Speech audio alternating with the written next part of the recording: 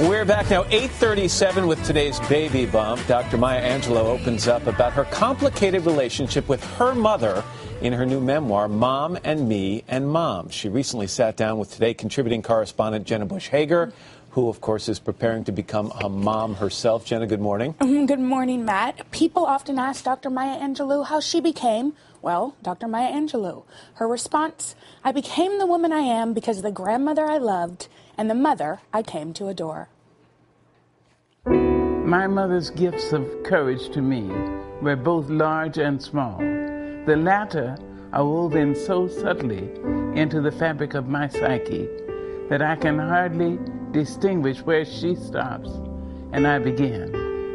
The large lessons are highlighted in my memory like technicolor stars in the midnight sky. Dr. Maya Angelou was born to her strong-willed mother, Vivian Baxter, in St. Louis on April 4th, 1928. It was a complicated relationship from the start.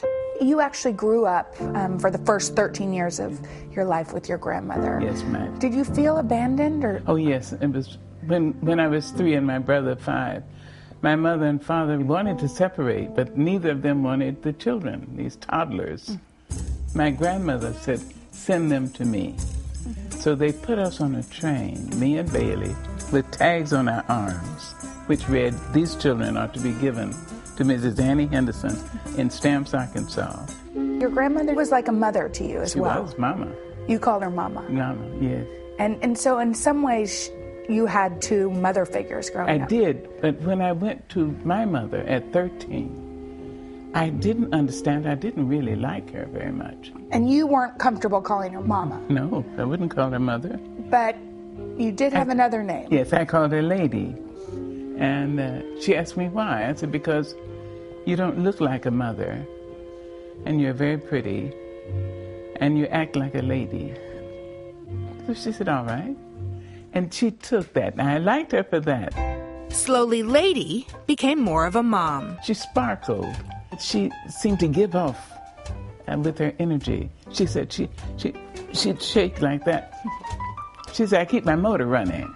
And her mom passed on lessons and words that would have a lasting impression, shaping Maya's life forever. I love when she said, baby, I've been thinking, and I'm sure you're the greatest woman I've ever met. Oh, that was amazing. I mean, it must have been. I was 22 years old. It's making me cry. I was 22 years old. And I sat there thinking, you know, she's very intelligent. She says she's too mean to lie. So maybe I am going to be somebody. Maya learned what being a mother truly meant when she became pregnant at just 17. She never made you feel bad. Ever. After my son was born, she said, remember this, when you step over my doorstep going out, you've already been raised. You know the difference between right and wrong. Baby, do right. That's all. And remember this, don't let anybody change you from that. You can always come home. Raising a son as a single mother changed Maya's perspective on life. I found that it made me wiser. And I had patience with him. The greatest gift I've ever been given was my son. Maya learned to be a woman from the generations who came before.